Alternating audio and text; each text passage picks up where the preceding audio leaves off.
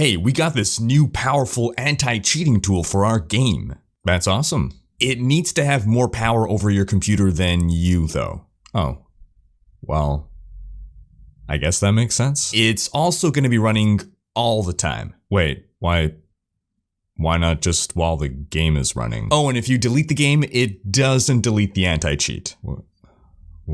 Well, why not? But don't worry, we'll definitely never use it to spy on you. But what if hackers compromise it? Okay, bye now. Hey folks, this is Rhykker with a gaming news wrap-up video where we discuss the happenings of the week. This week's topics include Riot's anti-cheat for its new game Valorant being maybe a bit too aggressive, another battle won in the war on loot boxes, some fan-made Diablo graphical remasters, and more. As always, discussion timestamps can be found in the video description below, but right before you skip ahead, just a quick reminder to ring that sub notification bell to be alerted to new Saturday episodes and stay up to date with gaming news highlights. And right before we dive in, as a quick reminder, we now have a merch store on Teespring, link to that below. In our first quick story, the game Journey is coming to Steam on June 11th. If you have not played this game and you're open to different kinds of gaming experiences, I do encourage you to check it out, because it is quite that, an experience. It's a very unique kind of game, and many people who play it and recommend it to others do suggest to not read up any spoilers. I certainly wouldn't say it's my favorite game of all time, but I certainly enjoyed playing through it, and it was a memorable experience. On to some other quick news, which is something of a follow-up of a story we covered long ago. The Steam controller, which first came out in 2015, was discontinued in November 2019. Now back then we speculated that this may be because Valve was working on a Steam controller too, and Tyler McVicker of the Valve News Network spotted this patent published by Valve for a Steam controller with swappable components. This patent was filed back in September of 2019 and published in late March of this year. So this is further suggestion that Valve will likely be releasing a new Steam controller relatively soon. On to some other quick news, Capcom is working on a Resident Evil 4 remake. According to Video Games Chronicle, the Resident Evil 4 remake has now entered full production with an estimated release window in 2022. On to other quick news, Crysis Remastered has been revealed.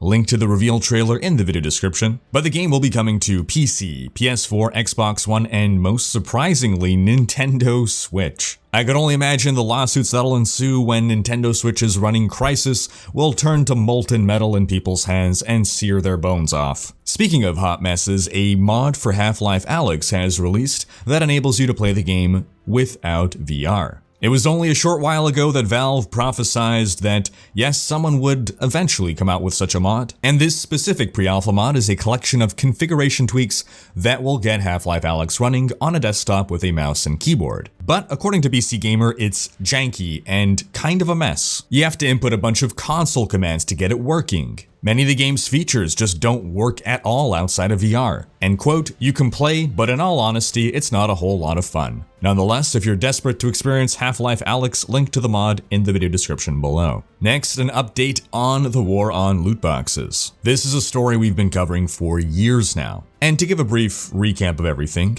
some people feel that loot boxes or any form of randomized reward system in-game that you can pay money for, that is, you pay money for a random reward, should be regulated within the video game sector because it is effectively gambling, and gambling in games is otherwise regulated. Now, that is not to say that gambling in video games is illegal, again, simply that it is regulated. Players can still choose to play gambling games, but there are regulations that the developers and publishers must follow. For instance, regarding age ratings, these games typically receive an 18+ rating. So some people see loot boxes as a way of circumventing gambling regulations and have attempted to escalate things to a government level to step in and regulate the market. Now, as of 2018, the Entertainment Software Rating Board, the ESRB, began adding a notification to video games that have in-game purchases. But that's a very generic term. Anything with any kind of DLC counts as an in-game purchase, but a loot box is something far different. And so now the ESRB has included a new notification that will let you know when these in-game purchases include random items. Now, as of this point, this does not change a game's age rating, but it's a step in the right direction in at least informing parents of what they are purchasing for their children and giving their children access to. Again, this does not take away any consumer's freedom to purchase what they want and use what they want, but it helps inform people of what to expect within the product. Now, onto a big story of the week. Riot Games' new FPS Valorant, which many people equate to a cross between CSGO and Overwatch, though it's far more CSGO from a gameplay perspective, has been found to have a rather intrusive anti-cheat system. As explained by a Valve employee on Reddit, quote, "Yes, we run a driver at system startup. It doesn't scan anything unless the game is running. It's designed to take up as few system resources as possible, and it doesn't communicate to our servers.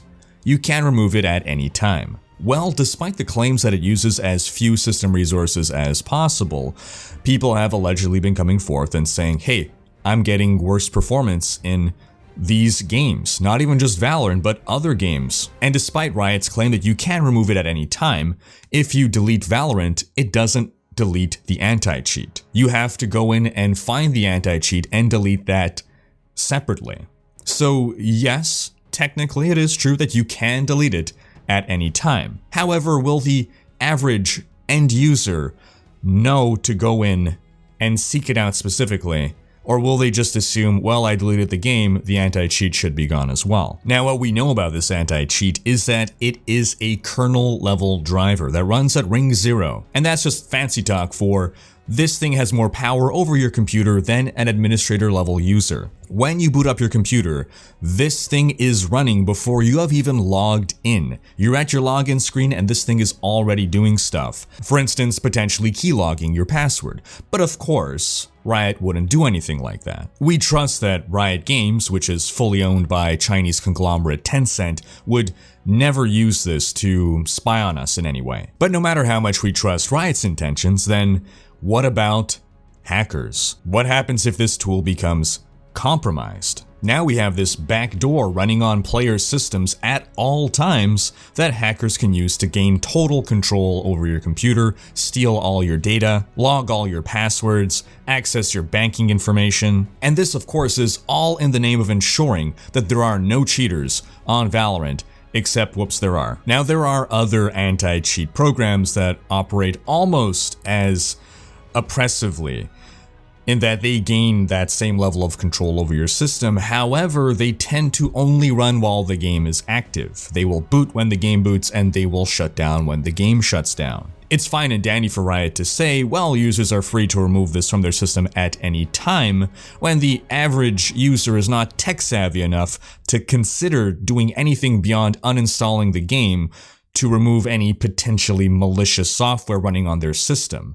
Imagine that, trying this game one time and then for months and years after, having this constantly running on your system, quietly in the background, hopefully doing nothing bad. Now, there's no need to become alarmist about this. Is it likely that as soon as you install Valorant, you're going to have your computer hacked and all your information stolen? No, that's not likely. But the fact remains that the possibility is there, and the question is, why? Why is this necessary? Why should we give the keys to our house to Riot? Why should we trust that Riot won't secretly host a house party while we're away on vacation? Or why should we trust that Riot won't lose our keys or have our keys stolen from it so that burglars will come in and get all our stuff?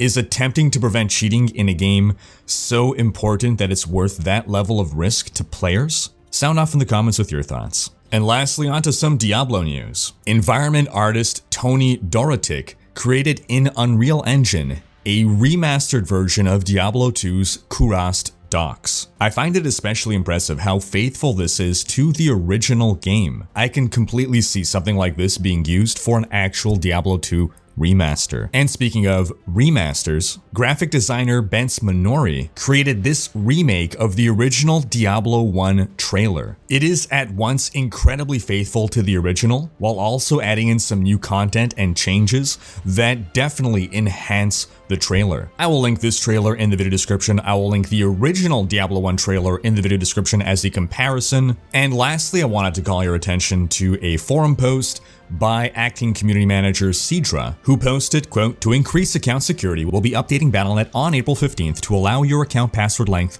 to exceed 16 characters, the previous limit. However, it is crucial to note that Diablo 3 does not support passwords that exceed 16 characters. We are planning ahead to resolve this issue as quickly as possible and plan to have a patch out that addresses this on June 9th. If your password exceeds 16 characters following this update, you will be able to log into and play D3 through Battle.net, but will not be able to log into D3 in-game at the account login screen until June 9th. Now, I find it interesting that they know the precise date that this patch will be rolled out, and that it is so long into the future.